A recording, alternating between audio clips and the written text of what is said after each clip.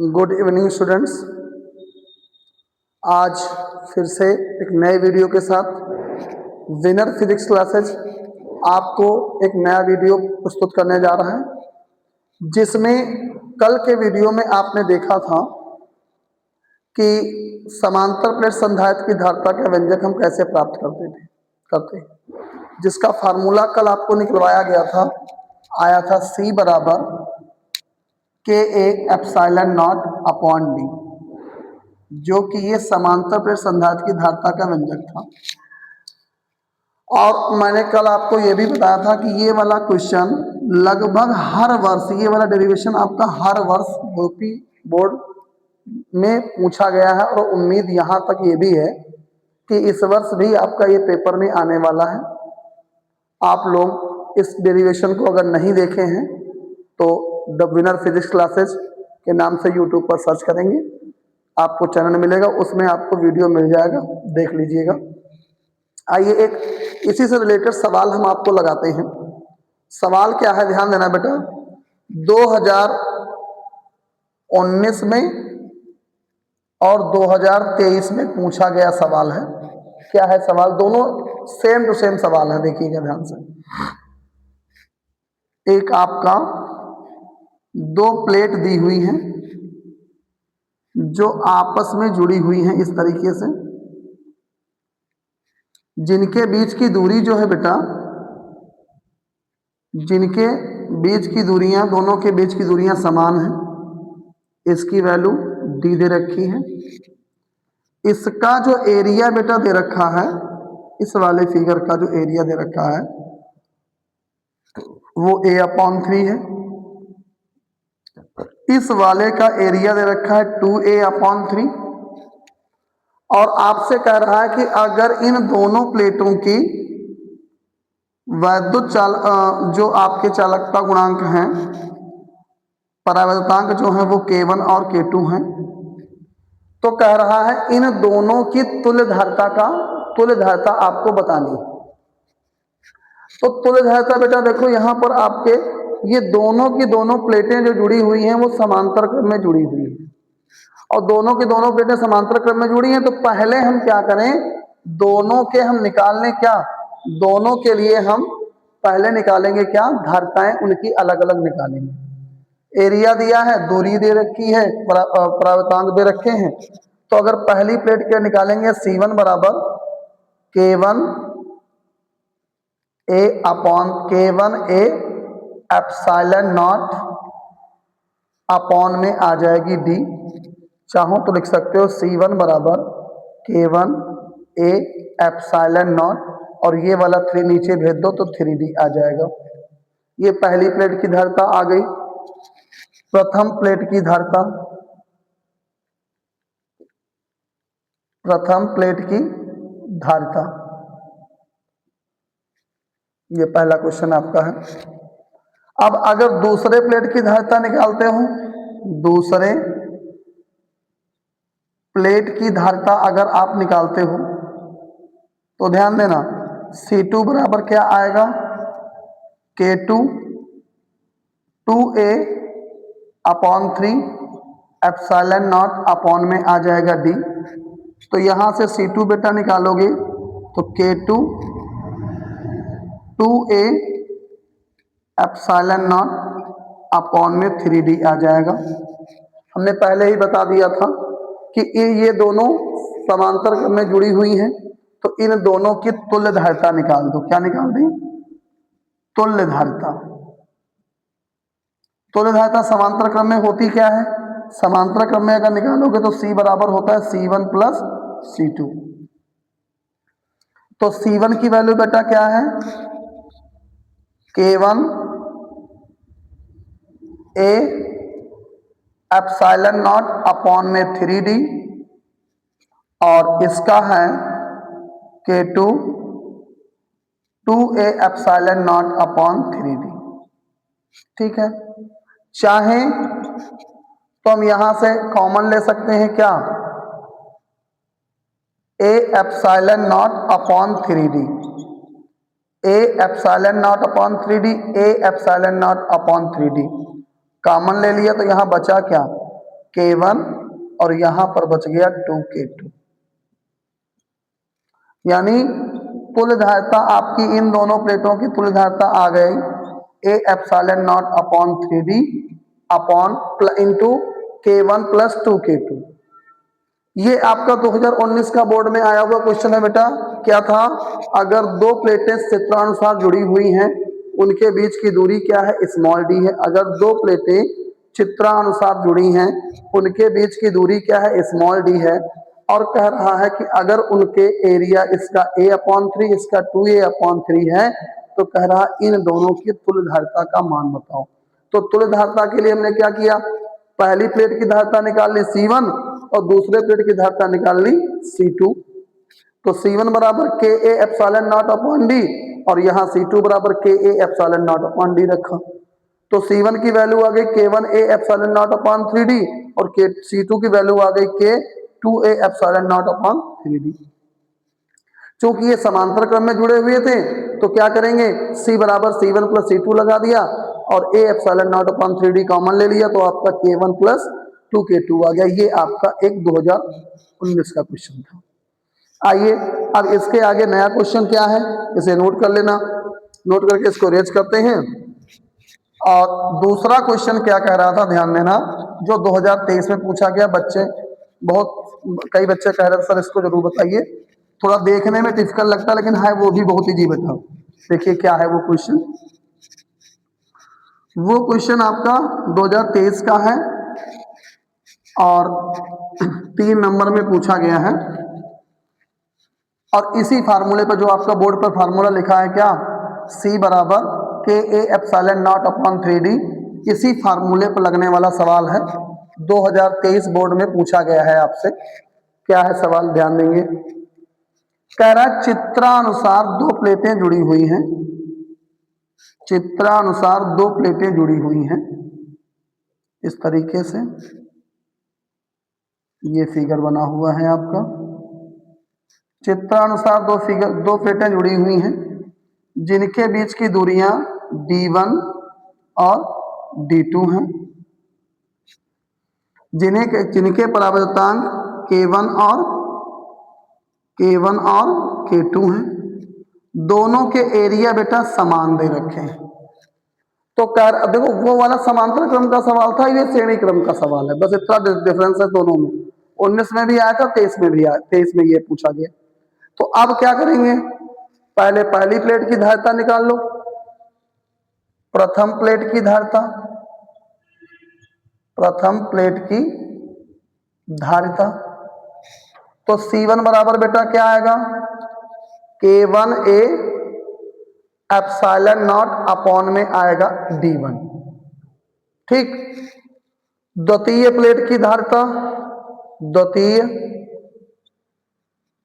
Plate की धारिता अगर निकालते हो तो C2 बराबर आएगा, C2 बराबर क्या आएगा? C2 बराबर आएगा K2A एप्सिलॉन नॉट अपॉन में आ जाएगा D2। ठीक है।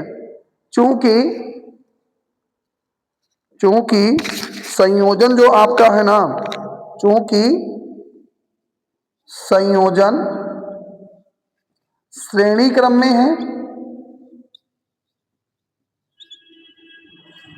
इसलिए तुल्य धारिता क्या होगी हम जानते हैं। श्रेणी क्रम में तुल्य धारिता 1/C बराबर 1/C1 प्लस 1/C2। ठीक है। तो 1/C1 प्लस 1/C2, तो भैया C1 की वैल्यू रख दो 1/K1A एप्सिलॉन नॉट अपॉन में D1 और 1/K2A एप्सिलॉन नॉट अपॉन में आ जाएगा D2। ठीक भाई। अब क्या करेंगे, ध्यान देना, थोड़ा ऊपर लिखे दे रहे हैं, इसका रेसिप्रोकल कर लो। तो 1/C बराबर क्या आ जाएगा? D1 upon K1A epsilon not plus D2 upon K2A epsilon not. ठीक बेटा। चाहो तो 1/A एप्सिलॉन नॉट कॉमन ले लो, तो यहां आ जाएगा D1 अपॉन K1 और यहाँ आ जाएगा D2 अपॉन K2। ठीक भाई, तो अगर चाहूं तो यहाँ पर एलसीएम ले लो, K1 K2 क्या हो जाएगा एलसीएम, तो D1 K2 plus D2 K1, ये आपका आ जाएगा चाहूं तो 1/C बराबर D1 K2 plus D2 K1 upon में K1 K2 A epsilon not, ये आपका आया।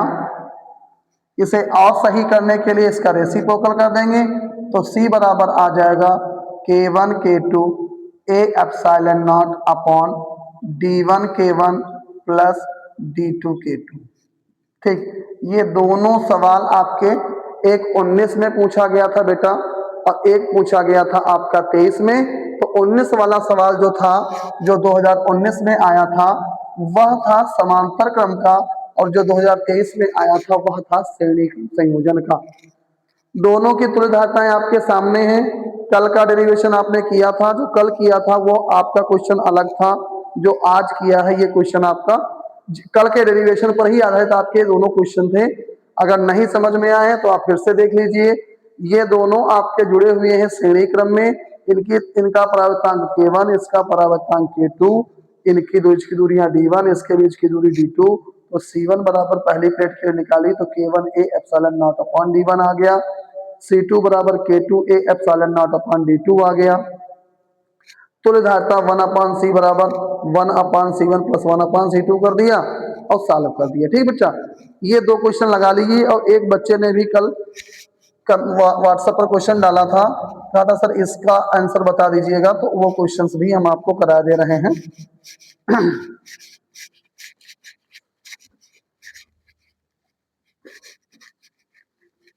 वो सवाल जो है आपका सरल परिपथ का है, किसी बच्चे ने डाला था, तो उसे भी बता देते हैं। आपका इम्पोर्टेंट सवाल है, 2023 का है सवाल, वो भी बच्चे ने डाला था। कहता है चित्र बना हुआ है, उसमें डायग्राम बना हुआ है और उसके लिए धारा अमीटर उसमें लगा हुआ है, और कहता है करंट की वैल्यू बताइए, करंट कितना है ये आप बताइए। देखना बच्चा, बहुत देखने में तो बहुत टिपिकल सवाल लगता है, लेकिन है नहीं वो टिपिकल।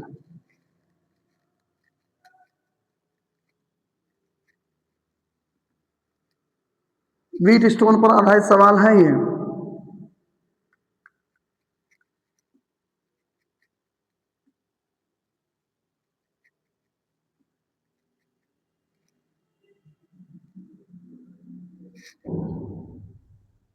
इसको यहां से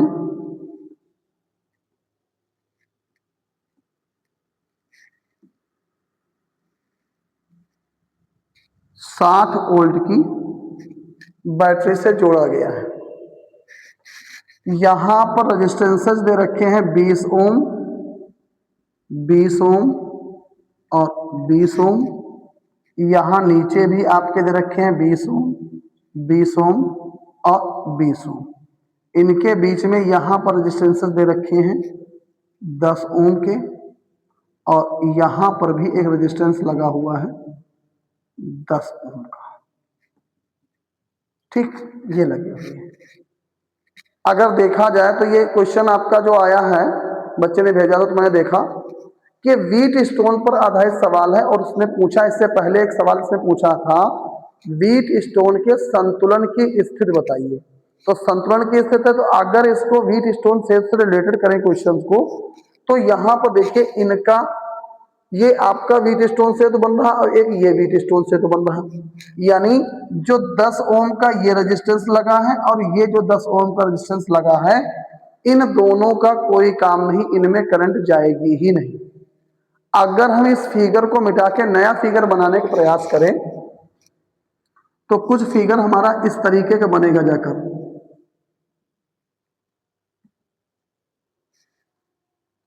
अगर 10 ओम के दोनों रेजिस्टेंस हटा दोगे बेटा तो ये इस तरीके से बनेगा फिगर, और जो कि ऐसा बनाने पर फिगर हमारा बड़ा आसान हो जाता है, बड़ा आसान हो जाता है। और यहां पर बेटा देखो भूल गए, यहां पर एक एमीटर लगा था और क्वेश्चन कह रहा था एमीटर का पाठ्यांक बताओ। अमीटर का पाठ्यांक बताना है और 2023 बोर्ड का ये भी क्वेश्चन है। ठीक है, तो अमीटर के पाठ्यांक, अमीटर नापता है करंट, तो आई की वैल्यू निकालनी है, तो यहां पर भी बेटा अमीटर लगा देंगे। 20 ओम, 20 ओम और 20 ओम, 20 ओम, 20 ओम और ये भी 20 ओम। तो अब अगर देखें तो ऊपर वाले वो तीनों श्रेणी में हो गए, नीचे वाले भी तीनों श्रेणी में हो गए। तो ऊपर के लिए अगर आर निकालें तो आर बराबर क्या होगा, R1 plus R2 plus R3, 20 plus 20 plus 20, तो 20 20 40 20 60 ओम का रेजिस्टेंस ऊपर आ जाएगा। नीचे देखें R डैश, तो ये भी R1 plus R2 plus R3, तो 20 प्लस 20 प्लस 20 करेंगे तो ये भी 60 ओम का आ जाएगा। अब अगर ध्यान देंगे तो ये पूरे तीनों और ये पूरे तीनों आपके समांतर में दिख रहे थे, तो इसके लिए आर इक्विवेलेंट निकाल लें, 1 अपान आर डबल डैश, तो क्या आएगा 1 अपान 60 प्लस 1 अपान 60। तो बेटा दोनों के हर समान है तो अंश आपस में जुड़ जाएंगे, तो 2/60 हो जाएगा, यहां आ जाएगा 30। तो आर डबल डैश जो आएगा बेटा वो 30 ओम का आ जाएगा। यानी फाइनल आर आपने निकाल लिया और फाइनल वी आपके पास दे रखी थी, वी बराबर कितना था 60 वोल्ट, आई बराबर वी अपॉन आर, आई बराबर क्या होता है वी अपॉन आर, तो यहां आर डबल डैश तो 60/30, तो 30 दूना 60, आई बराबर आ जाएगी 2 एम्पियर की करंट। यानी एमीटर का जो पाठ्यांक होगा, अमीटर का पाठ्यांक आपका कितना आ जाएगा 2 एम्पियर का आ जाएगा। यानी ये सर्किट जो आपका बना था इसमें जो एमीटर लगा था, एमीटर का पाठ्यांक जो है वह आपका आ जाएगा कितना, वह आपका आ जाएगा 2 एम्पियर का। ठीक है, तो इस तरीके से और अधिक क्वेश्चन देखने के लिए हमारे चैनल को सब्सक्राइब कर लीजिए और बोर्ड की तैयारी अच्छे से करते रहिए। तब तक के लिए धन्यवाद।